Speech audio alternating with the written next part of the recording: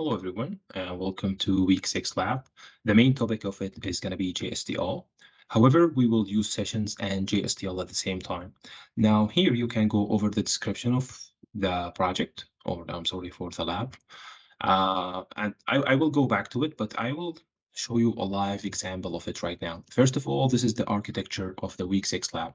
This is Week 6 Lab. You will need two JSP pages, register and shopping list, and you will need one servlet only, okay, and the servlet package. That's all.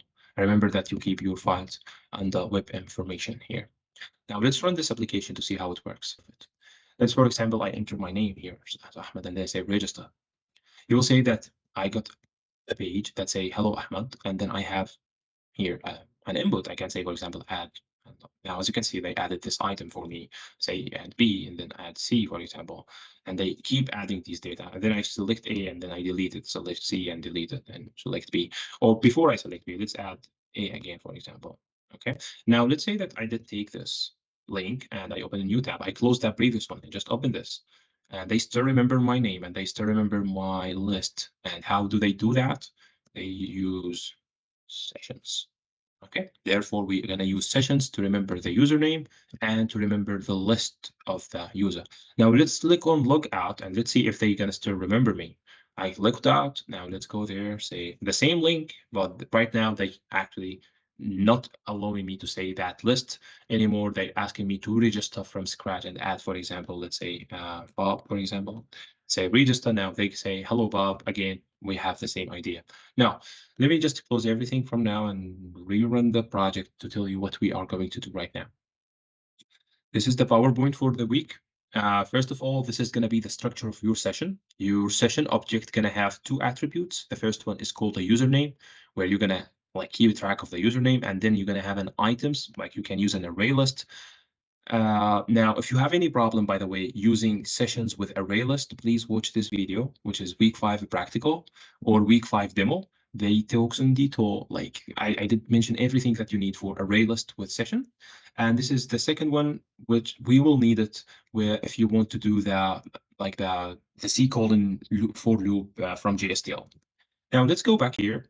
Remember, this is the structure of the session. When I, for example, here add my name, like Ahmed, and they say register, what will happen? Let's see. When the user clicked on register, we will initiate two things. We're going to say, okay, username is Ahmed, and items is, like this is equal to say empty array list, like empty list. Okay. Now, let's say that the user right now click add an A, he add an A, and what will happen for my session? You see like items now being updated and have A. Let's add B. Now, if we go here, you will see that items now is updated, having B. Let's add C. And now the same thing. And now let's remove B. Let's say like I click on B and say delete. Now what will happen? I have an A and C only. And now let's say that the user click on logout. Here we go. Now, if I click on logout, you will see that I do like what is we called it as a session invalidation. Okay. Now, I want to mention something important here. If we go to the document, if you scroll down to the end of it, you will see this. You will see that okay, there are two notes here, application requirement. The second one, all buttons and links in your project must use the parameter key as an action. And you will use this pattern, like action equal register, action equal add, action equal delete, and action equal logout.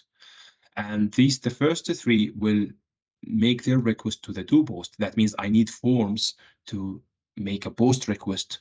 And this is going to be a link, as you can see that here. Okay, I'm going to run the program again. Let's go here. Now, let's see the source code for the HTML page that I have on my, if I go here, you will see that, okay, if I just press on Control U, you will see that I have a form. This one, I have form. This form contains an input of type text and input of type submit, and you have them here. And then here you will have the hidden field, and this hidden field has the name, action, and the value register. Remember that we're going to send that to the post. Okay, that means I need to handle this in do post to register a user. And you can like have a look back to what we do here. Like if I click, let's say back here, yeah, say I click Ahmad, say register. This is what happened here. Like I just create my name and then Ahmad and then an empty array list. Okay. Now for this, we have a link, we have a form, and we have another form. Let's add A, for example, right now. Let's add B. Okay. Now let's inspect this page. Just go Control U, and let's go over one by one. The first one is the logout. As you can see here, I need an href that's going to go to the same servlet. However, this is going to go to get. Okay, and the action is equal logout. I'm setting the action here. Now, if you look here, I have another form. I have a form. This form allow me to add data. For example, here I can add anything and then say add. And that means you can scroll down. You can see this is the add. Again, it's going to be post. I have an input text and then input submit. And then I have an input hidden, name, action, value, add. Now here I have the delete. Let's see the delete. Okay. Now this is the delete form. Okay. It's to post, and I have a button, type submit, value delete, and I have the hidden, and then I have name, action, value delete. The only thing that I want to talk about, like how to display A and B. Now, again, if you need any help about to use a for loop, please have a look at week 6 demo, part 2. How we can use the for loop here?